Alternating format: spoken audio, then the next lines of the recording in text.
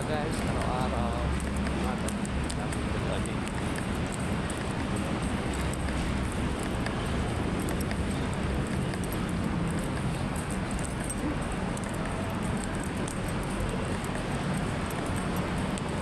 Dilim dito guys, dumadaan tayo dito. Okay lang, safe naman dito. Yung mga guard naman.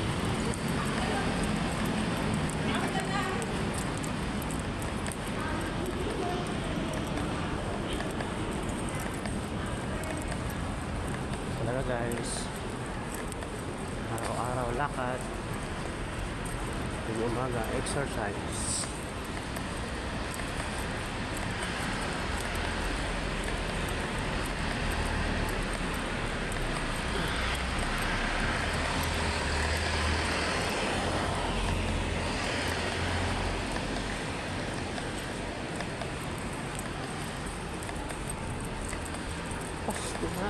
Pasko na,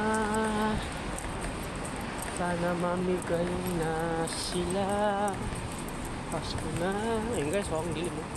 Walang tayo ng ilaw. Oh! Guys,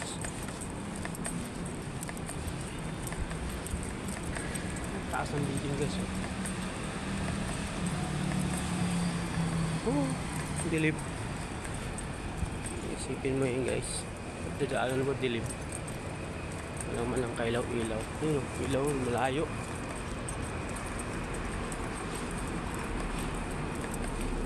Okay naman yan, hindi tayo makikita para tayo kita.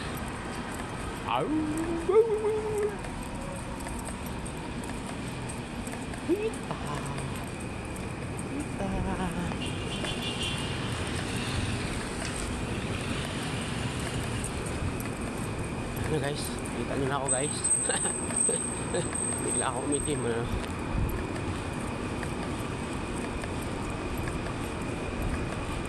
Yung Shangri-La guys, yung Shangri-La.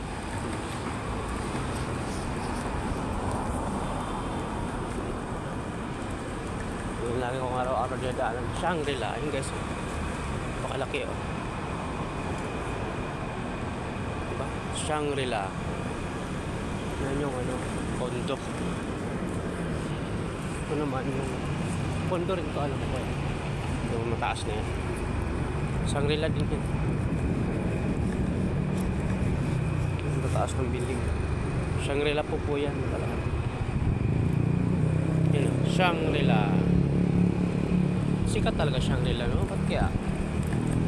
Kung sinasabi mong Shangri-La, kaya lang kilala yan. Mayaman andyan guys, mataas tayo pag may hirap pa tayo pag mayaman. Okay lang, at least makain 3 beses isang araw, ayos na yan. Masama yan.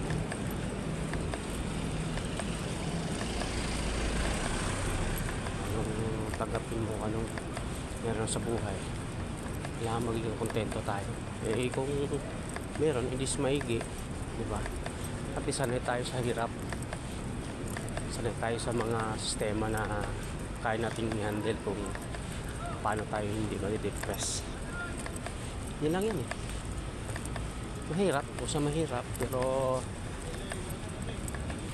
kung magbabasihan mo talaga ang buhay ng tao, tanggapin mo talaga totoo, hindi yung tipong hindi labag sa kalooban, eh masaya ka pa rin kahit mahirap ka eh. Kontento ka, yun lang yun.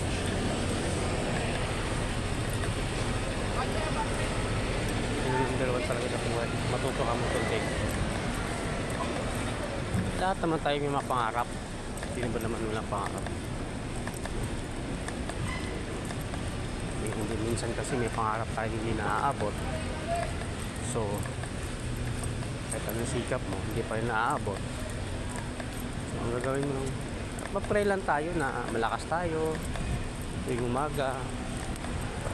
Pag uwi mo sa trabaho, okay na. lakas pa rin. Alam mo yun, yung mga ganong bagay na ano, napakalaking bless na yun. Yung pagising mo sa umaga, magpipray ka. Napakalaking bless na yun. Wala tayong maghangad na ano, kasi mahirap eh. So, hindi naman, araw-araw ko nilalakad. So, okay lang. Ilang taon ko nang nagawa ito, lakad-lakad, pero kailangan hindi ka mapapagod, lalo pag may inspirasyon sa buhay. Nauna na si Lord, kanya pagpapaya, malawa, may pamilya, napakalaking bless yun. Kaya pasalamat pa tayo dahil mabuhay tayo, bigyan nyo tayo ng kalakasan. Yun lang yun, yung talagang katotohanan yun.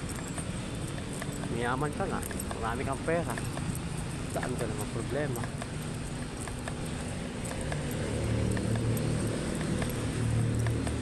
Yung madadala yung pera sa hukay.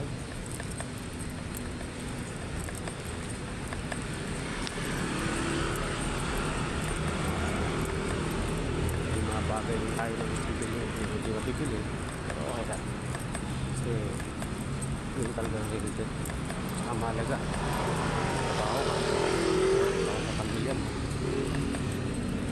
Kahit sa lahat, lagi ka nag-pray. Ako, lagi ako nag-pray. Kaya mawawala eh. Alam ko sa'yo, pray lang. At least kung mawala ka mo sa mundo eh,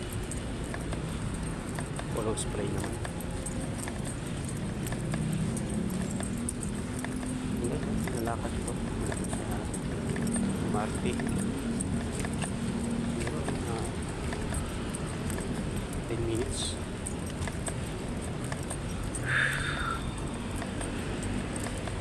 Sa pag-jogging, miss ko mag-jogging itong oras guys.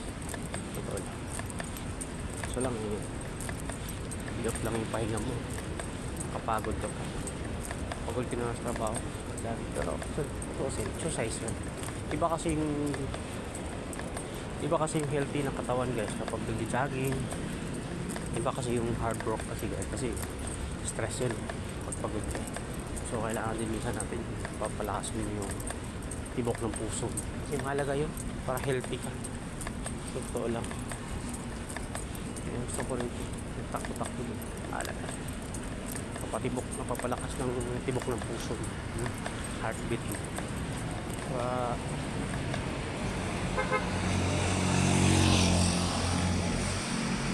Hey ma'am. Hello ma'am. Ito pa naman talaga ako papapansin. Hindi naman niya ako kano-kano.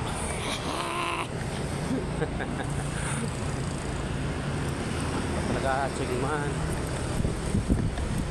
Assuming ka chingman. Hey guys, oh. Malapit na tayo guys. Araw-araw lalakad. Kapatibay ng buto. Puro building to. Kasi nga nito guys, Ortigas. Likod ng Shangri-La. Likod ng sa SM Mega Mall. Dito lang din banda ako nag-work guys. Bila isang hall attendant. Hindi kaya eh.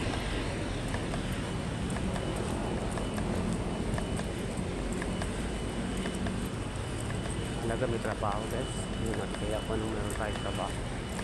Kahit ano ka pa.